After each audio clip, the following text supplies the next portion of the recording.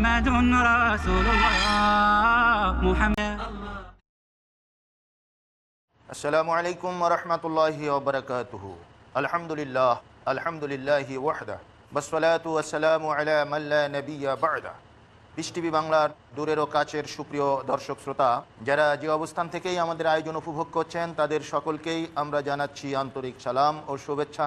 সুপ্রিয় দর্শক শ্রোতা, আমরা ইসলামী আকিদা এ শিরোনামে পর্বভিত্তিক অনেকগুলো আলোচনা আপনাদের সামনে ইতিমধ্যেই উপস্থাপন করেছি। আমরা বিশেষ একটি বিষয়ের প্রতি দর্শক শ্রোতাদের দৃষ্টি আকর্ষণ করেছিলাম। আল্লাহ সুবহানাহু ওয়া তাআলার আকার আছে না নাই, সেখানে আদিল্লা ভিত্তিক উপস্থাপনা আমরা পেশ করেছি।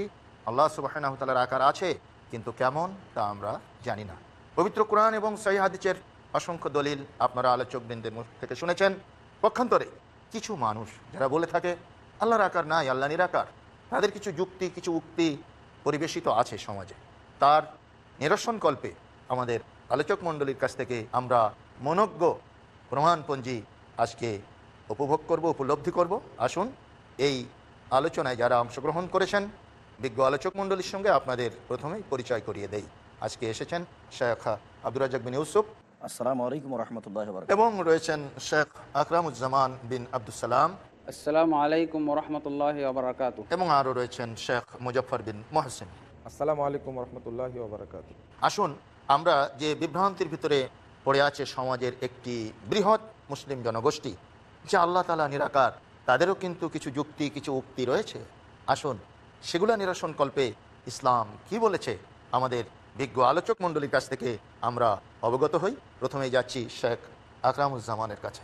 জি, আমাদের এই আসরে উপস্থিত উলামায়ে কেরামের বলিষ্ঠ দলিল কোরআন এবং সুন্নাহ থেকে আমরা যে প্রমাণ পেয়েছি এতে যথেষ্ট যে আল্লাহ তাবারক ওয়া তাআলা নির্দিষ্ট আকার আকৃতি বিশিষ্ট, একটি সত্তা, তবে তার আকার কেমন আমরা সেটা জানি না। ইনশাআল্লাহ আল্লাহ তাবারক ওয়া তাআলা জান্নাত নসিব করলে সেখানে পরকালে আমরা দেখব। এরপরে আমরা যে জিনিসটা বলিষ্ঠভাবে বলেছি যে কোরআন সুন্নাতে কোথাও এই মর্মে দলিল নাই। তবে যারা নিরাকারবাদী তারা অনেক সময় আমাদের সাথে বিতর্কে লিপ্ত হয়েছেন। বিতর্কে লিপ্ত হতে যে তাদের মুখ থেকে কোনো দলিল আমরা পাই নাই, তবে কিছু উক্তি এবং যুক্তি পেয়েছি। তার একটা ওনারা প্রথমে যেটা বলেছেন যে যেহেতু আল্লাহ তাবারক ওয়া তাআলাকে আমরা আকার আকৃতি বিশিষ্ট বললে তার আকার আমরা সাব্যস্ত করতে পারি না, কেমন এটা বলতে পারি না, তার চেয়ে আল্লাহকে নিরাকার বললেই এই ধরনের প্রশ্ন থেকে আমরা বেঁচে গেলাম। আমি সেই ভাইদের, যেহেতু এটা যুক্তি, এর খণ্ডন যুক্তি দিয়েই হবে, দলিল তার সাপোর্টে তো আসেই। আমি সেই বন্ধুদেরকে সেই ভাইদেরকে বলবো যারা এই যুক্তির কারণে এই ভ্রান্তির উপরে অটল থাকছেন, আমি বলবো যে আমি আপনার বন্ধু, আপনার পাশে বসে আছি, তখন আমি আকার আকৃতি বিশিষ্ট। যখন আমি দূরে সরে গেলাম, চোখের আড়ালে চলে গেলাম, তখন কি আমাকে নিরাকার বলা যুক্তিসঙ্গত? না, নাকি আমি বলবো যে বন্ধু আমার আকার আকৃতি বিশিষ্ট কিন্তু আমি দেখি না? দেখি না। এমনটাই তো আল্লাহর ক্ষেত্রে আমাকে আকীদা পোষণ করতে হবে। আল্লাহ তাবারক ওয়া তাআলা হচ্ছেন আহাম্মুল উমুরুল গায়বিয়্যা। প্রথমেই কোরআনের শুরুতেই আল্লাহ আমাদেরকে বলে দিয়েছেন ইউমিনুনা বিল গায়ব, আল্লাহর প্রতি বিশ্বাস করতে হবে গায়েবে, এবং গায়েবের থেকেই আমাদের যে বর্ণনা দিয়েছেন তাতে আমরা পেয়েছি যে আল্লাহর সাথে আমাদের দিদার হবে। অতএব দেখছি না বলে নিরাকার বলা এটা কখনো যুক্তি ভিত্তিক কথা নয়। এই কথা আরেকটা জিনিস যোগ করা যায়, ভিতরে আত্মা আছে, এই আত্মাটা কোনো কি দেখে? জি, সেগুলো তো অবশ্যই অনেক, আমার আত্মা আছে, তারপরে এর আকার কেমন? বিদ্যুৎ আমরা দেখতে পাই না, অনেক বিষয় আছে যেগুলো আমরা বিশ্বাস করি। আরেকটা তারা আকীদা পোষণ করেন যে আল্লাহ তাবারক ওয়া তাআলাকে যদি আমরা আকার আকৃতি বিশিষ্ট মনে করি, হাত আছে, পা আছে, আল্লাহর সুরত আছে, তাহলে মখলুকের সাথে আল্লাহর একটা সাদৃশ্যতা হয়ে যায়। মখলুককে আমরা সত্তা বিশিষ্ট, দেহ বিশিষ্ট বলছি, হাত পা বিশিষ্ট বলছি, আর আল্লাহকেও বলছি। খালেক মখলুককে আমরা যেন একাকার করে ফেলতেছি, তা এটা আল্লাহর পবিত্রতা রক্ষার ক্ষেত্রে আমরা নিরাকার বলি। এই হলো তাদের সংশয়। তাদের উদ্দেশ্যে বলা হবে যে আমাদের হাত আছে, বানরের হাত আছে, আমি আর বানর কি একাকার হয়ে যাই? আরেকটু যদি আমরা বলি আমার চেহারা আছে, গাধার চেহারা আছে, গাধা আর আমি কি এক হয়ে গেলাম? যে অঙ্গ প্রত্যঙ্গের নামে মিল থাকার কারণে যদি মখলুকে এক না হয়, তাহলে খালেক আর মখলুকে কিভাবে এক হতে পারে? এটা তো অবশ্যই যুক্তিভিত্তিক কথা নয়, বরং এটা যুক্তি বহির্ভূত। আরেকটা তারা যেটা কথা বলেছেন, আসলে দলিল না থাকলে কথা ভুল হয়। আল্লাহ এবং আল্লাহর রাসূল ভুল বলেন না, কিন্তু মানুষ যখন বলবে আল্লাহ এবং আল্লাহর রাসূলের কথা বহির্ভূত, নিজের বানানো কথা, ভুল হবে। ভুল হবে। জি, একটা যুক্তি দিয়ে একটা কিছু প্রমাণ করতে যায় এর চেয়ে জঘন্য কিছু প্রমাণিত হয়ে যায়। জি। যেমন ওনারা বিতর্কের সময় বলেছিলেন যে যখন আমরা দলিল দিলাম যে আল্লাহকে পরকালে দেখা যাবে, দিদারের বিষয়টা বহু অসংখ্য দলিল দ্বারা প্রমাণ করেছে, তখন ওনারা বলেছেন কি যে এখন আল্লাহর আকার নাই, পরকালে আল্লাহর আকার হয়ে যাবে। নাউজুবিল্লাহ। তা আল্লাহকে যেন আমরা গঠন প্রক্রিয়ায় রেখেছি, অথচ আমরা বলি আল্লাহ কামেল, তার সিফাতগুলো সিফাতে কামেলা, আল্লাহ পরিপূর্ণ, তার সমস্ত গুণ হলো পরিপূর্ণ। আল্লাহ রাব্বুল আলামিনের মর্যাদাকে তিনি এভাবে বলছেন যে বিভাগে হুয়াল ভাগ করা আউয়াল হলো। ওয়াল আখির। আজকে তিনি নিরাকার, কিয়ামতের মাঠে সাকার হবেন, এটা একটা আল্লাহ সম্পর্কে একটা ধৃষ্টতা প্রদর্শন করে। আল্লাহর বাণী এটা যেন এটা আগের হলো চেয়েও বড় বিপরীত কুফরি, সম্পূর্ণ। আগের চেয়েও বড় কুফরির মধ্যে পড়ে গেল। জি জি, এটা হিন্দুদের সাথে বা অন্য ধর্মের মানে শামিল আছে। মিথ্যার ভুলের একটা- আশ্রয় নিলে যা হয়। যে একটা পাথরকে পাওয়ার পরে বললো যে এটা আমার রব, এরপরে যাওয়ার সময় দেখা গেল যে ওর চেয়ে ভালো আর একটা পাথর, তখন এটা ফেলে দিল, দেওয়ার পরে বলছে, এটা আমাদের রব। সবচাইতে বড় কথা শেখ মুজফফর বিন মহসিন যে মানে আল্লাহ ইব্রাহিম বলছেন যে আলাইহিস হুয়াল আউয়ালু চন্দ্র ওয়াল সূর্যকে বলাই আখিরু হচ্ছে। হুয়াজ জাহিরু হুয়াল বাতিনু, তিনি প্রথম, তিনি শেষ, তিনি প্রকাশ্য, তিনি অপ্রকাশ্য, সব আল্লাহর সিফাত এখানে আসছে, যেটাকে অস্বীকার করা আর একটা বিষয়, একটা জিনিস আমি জানি না বলে জানা জিনিসকে কিভাবে অস্বীকার করি? আল্লাহর আকারের কথা তো জানিয়ে দিয়েছেন, এখন কেমন তার আকার এটা বলতে পারবো না দেখে একবারে যেটা জানানো হয়েছে কোরআনে আমরা আয়াতে পাই, সেটা কিভাবে অস্বীকার যে করি? এখানে এসে একটা বিষয় আপনার কথা যোগ করি, সেটা হলো যে আল্লাহর পরিচয় আমি আপনার কাছ থেকে ভালো পাবো, পৃথিবীর কোনো বিদ্যার কাছে ভালো পাবো? আল্লাহর পরিচয় আমি আল্লাহর গ্রন্থ থেকে নিব, আমি অন্যের কাছে দ্বারস্থ হবো কেন? দ্বিতীয় পরিচয় আল্লাহ রাব্বুল আলামিনের পরিচয় আমি নিব আল্লাহ প্রেরিত সর্বশ্রেষ্ঠ ব্যক্তি মুহাম্মদ সাল্লাল্লাহু আলাইহি ওয়াসাল্লামের কাছ থেকে। আমি দ্বারস্থ হলাম কেন বিদ্যানের কাছে? দ্বারস্থ হলাম কেন অন্য কোনো মতবাদের কাছে, কেন দর্শনের বিভিন্ন কাছে? উক্তি, বিভিন্ন যুক্তির দিকে যাওয়ার প্রশ্ন বিভিন্ন যুক্তিদের প্রশ্ন আছে না। আল্লাহর পরিচয় আল্লাহ দিচ্ছেন, চমৎকার, আল্লাহ আরো সমন্বিত। আল্লাহর চোখ আছে কিনা আল্লাহ নিজেই বলে দিচ্ছেন যে আমার চোখ আছে, ও আলকাতু আলাইকা মুহাব্বাতাম মিন্নি ওয়া লিতুসনি আলা আইনি। আল্লাহর পরিচয়ে আল্লাহ নিজেই বলছেন যে আমার চোখের সামনে মুসা লালিত পালিত হয়েছে। এটা কেন বললেন? আল্লাহর হাত আছে, আল্লাহর পা আছে। একটা বিষয় এখানে খুব গুরুত্বপূর্ণ, যে এখানে কুরআন যেখানে ভাষ্য দিচ্ছে এই ভাষ্য বিশ্বাস করতে হবে। দ্বিতীয় কথা হলো এই শব্দের আপনি ইচ্ছাধীন কোনো ব্যাখ্যা করতে পারবেন না, এবং ব্যাখ্যা করার সুযোগ নাই। এখানে আমরা চোখের কথা বললাম, কানের কথা বললাম, চোখের কথা বলেছি, মুখের কথা বলেছি, পায়ের কথা বলেছি, কিন্তু আল্লাহর কান আছে সেটা কিন্তু বলছি না। কারণ কোরআন এবং হাদিসে আল্লাহ রাব্বুল আলামিন কানের বর্ণনা দেননি, তবে তিনি সামি এবং বাসির, সর্বদ্রষ্টা সর্বশ্রোতা সেটাই বলছি। কান আছে। কিন্তু তখনই বলছি না যে আল্লাহ রাব্বুল আলামিনের কান আছে, কারণ কোনো শব্দের অন্য ব্যাখ্যা বা এটা বানিয়ে কোনো অনুবাদ করা যাবে যাবে না। জি শেখ জি, মুজফফর বিন শুকরিয়া, মহসিন। জাযাকুমুল্লাহ খায়ের। আমরা যেটা বলতে চাচ্ছি সেটা হচ্ছে এই, আমরা কিছু যুক্তির কথা বলছি, যে যুক্তি আসলে সচেতন মানুষের কাছে টিকে না। এরকম যুক্তি যদি আমরা সচেতন হোসের মানুষের কাছে পেশ করি যে আল্লাহ নিরাকার, তার এগুলি প্রমাণ, তাহলে ওগুলো নিশ্চিতই মানুষ বলবে এগুলো বোকা মানুষের কথা। আর তা বলবেই, কেননা আল্লাহ তাআলার আকার আকৃতি আছে, তার একাধিক প্রমাণ। যেখানে আমরা বলছিলাম যে বিচারের মাঠে আল্লাহ তাআলা বান্দার সাথে মুখামুখি কথা বলবেন, যেখানে কোনো অন্তরাল থাকবে না, ওই বিষয়টিতে আনাস রাদিয়াল্লাহু তাআলা আনহু বলেন, একদা আল্লাহ রাসূল আমাদের সামনে হেসে উঠলেন, হেসে উঠে বলছেন, আলাম তাস আলুনি মিন আইয়ে শাইন আধাক, তোমরা আমাকে জিজ্ঞাসা করছো না কেন যে আমি কেন হাসছি? ফাকালু, সাহাবীগণ বললেন, মিন আইয়ে শাইন তাজহাক ইয়া রাসূলুল্লাহ, হে আল্লাহ রাসূল আপনি কেন হাসছেন?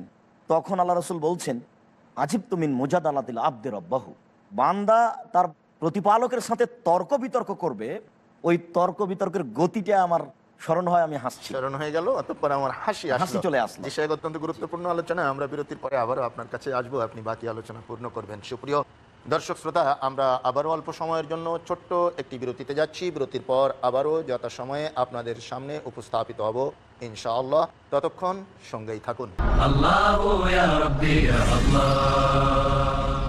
আসসালামু আলাইকুম ওয়া রাহমাতুল্লাহি ওয়া বারাকাতুহু। সুপ্রিয় দর্শক শ্রোতা, আমরা সামান্য সময় বিরতি নিচ্ছিলাম। যারা সঙ্গে আছেন সকলকে অনেক ধন্যবাদ জ্ঞাপন করছি, এবং বিরতির পরে আবারও সেই বিষয়টি আপনাদের সামনে আমরা উপস্থাপন করছি, যেটা আল্লাহ সুবহানাহু ওয়া তাআলা যে নিরাকার, এ মর্মে কিছু যুক্তিবাদীরা যুক্তি দিয়ে বিভিন্ন তার্কিক বিষয়ের অবতারণা করে যে সমস্ত ঠুনকো একটা দলিল দস্তাবেজ পেশ করেন, সেগুলো যে কখনো গ্রহণীয় নয়, সে মর্মে কথা হচ্ছিল। আসুন শেখ আব্দুর রাজ্জাক বিন ইউসুফ, আপনার বাকি বলছিলাম যে পূর্ণ করুন। বান্দা যে আল্লাহ তাআলার মুখামুখি কথা বলবেন, তর্ক বিতর্ক, তার বাস্তবতাই ফায়াকুলো, বান্দা বলবে, ইয়া রাব্বি আলাইসা ওয়াদ্দানি আল্লাহ তাজলিমনি, হে আমার প্রতিপালক আপনি কি ওয়াদা করেননি যে আপনি আমার প্রতি অন্যায় জুলুম করবেন না? ফায়াকুল্লাহ তাআলা নাম, তখন আল্লাহ তাআলা বলবেন, হ্যাঁ আমি তোমার সাথে ওয়াদা করেছি যে তোমার প্রতি আমি কোনো জুলুম করব না। আলাইসা বি শাহিদান অল কেরামুল কাতিবুনা শহুদা, তা আমি যে নিজেই কথা বলছি তোমাদের সামনে, আমি কি সাক্ষী হিসেবে যথেষ্ট নই? পাশে কেরামিন কাতিবিন ওরা সম্মানী লেখকগণ তো আছেই, আমি কি সাক্ষী হিসেবে যথেষ্ট নই? তখন ব্যক্তি বলবে, লা আকবালো আলাইয়া শাহেদান ইল্লা মিন্নি, আজ তো আমি আমার ব্যাপারে কারো সাক্ষী গ্রহণ করব না, আমি নিজেই নিজের সাক্ষী, আমি কারো সাক্ষী গ্রহণ করব না। তখন আল্লাহ তাআলা বলবেন, কাফাবে নাফসিকা আলাইকা শাহিদা, ঠিক আছে, তুমি তোমার জন্য আজকে সাক্ষী হিসেবে যথেষ্ট। তো আল্লাহ যতবার বলবেন যে আমি কি সাক্ষী হিসেবে যথেষ্ট নই, ততবার বান্দা বলবে যে না, আমি কারো সাক্ষী বিচারের মাঠে গ্রহণ করব না। ফায়ুরাদ্দিদুল কালামা মেরারান, মানে শতবার, যতবার আল্লাহ বলবেন আমি কি যথেষ্ট নই, ততবারই বান্দা বলবে আমি আজকে আমার বিরুদ্ধে কারো সাক্ষী গ্রহণ করব না। তখন শেষ পর্যন্ত আল্লাহ বলবেন, আচ্ছা ঠিক আছে, আজকে তোমার জন্য তুমি সাক্ষী হিসেবে যথেষ্ট। ফাইকাল আলা ফামিহি, তারপর তার মুখ বন্ধ করা হবে এবং তার অঙ্গ প্রত্যঙ্গে কথা বলতে বলা হবে। তখন তার অঙ্গ প্রত্যঙ্গে কথা বলবে, তখন সে দুঃখ প্রকাশ করবে। এই কথাটাই আব্দুল্লাহ ইবনে আমর রাদিয়াল্লাহু তাআলা আনহু বলেন, রাসূল সাল্লাল্লাহু আলাইহি সাল্লাম বলেছেন, ইন্নাল্লাহ তাআলা সায়ুখাল্লিসু রাজুলান ইয়াউমাল কিয়ামা আলা রউসিল খালাইক, আল্লাহ তাআলা বিচারের মাঠে একজন মানুষকে নিয়ে আসবেন সমস্ত মানুষের সামনে। ওয়া ইয়ানসুরু আলাইহি তিসআতা ওয়া তিসিনা সিজিল্লা, এরপর আল্লাহ নিজে তার সামনে 99টি তার কর্মের ভলিউম পেশ করবেন। কুল্লু সিজিল্লিন মিসলু মাদ্দিল বাসার, আর প্রত্যেকটা খাতা হবে তার চোখের পাওয়ার যতদূর যাবে তত লম্বা, দৃষ্টিশক্তির সীমা পর্যন্ত। মানুষের দৃষ্টিশক্তি যতদূর পর্যন্ত যাবে এক একটা খাতা হবে তত লম্বা তত বড়, এবং 99টি খাতা হবে। এইগুলো আল্লাহ তাআলা তার সামনে পেশ করে বলবেন মুখামুখি, তুনকিরু মিন হাযিহি শাইআন, তুমি কি এই খাতাগুলিতে যা লেখা আছে তার মধ্যে কিছু অস্বীকার করছো কি? ফায়াকুল লা ইয়া রাব্বি, তখন সে বান্দা বলবে, না আমার প্রতিপালক, এগুলো আমি অস্বীকার করছি না। তখন আবার আল্লাহ বলবেন, আমার লেখকেরা কি কিছু অন্যায় করেছে তুমি মনে করছো? ফায়াকুল লা ইয়া রাব্বি, তখনও বান্দা বলবে, না হে আমার প্রতিপালক, আমার প্রতি অন্যায় করেছে এটা আমি বলছি না। ফায়াকুল্লাহু তাআলা আলাকা ওজরুন, তখন আল্লাহ তাআলা বলবেন, তাহলে এবার তুমি বলো তোমার কোনো আপত্তি আছে কি, তুমি কি কিছু বলতে চাও? ফায়াকুল লা ইয়া রাব্বি, তখনও সে বলবে, না আমার প্রতিপালক, আমার কোনো আপত্তি নাই। তখন আল্লাহ তাআলা বলবেন, ইন্না ইনদানা লাকা হাসানাতান, হ্যাঁ তোমার জন্য আমার কাছে একটা নেকি আছে। ফাতুখরাজু বিতাকা, তখন একটা টিকিট মতো একটা ছোট কার্ড বের করবেন আল্লাহ তাআলা তার সামনে। তার সামনে কার্ডটা বের করে তার সামনে পেশ করতে দেখা যাবে যে ফিহা, সে কার্ডের মধ্যে রয়েছে আশহাদু আল্লা ইলাহা ইল্লাল্লাহ, এই বাক্যটা ওই কার্ডে থাকবে লেখা। তখন আল্লাহ তাআলা বলবেন, অহজুর অজনাকা, এবার তুমি আসো, তোমার এই কার্ড আর তোমার এই পাপ 99টি ভলিউম ওজন হবে।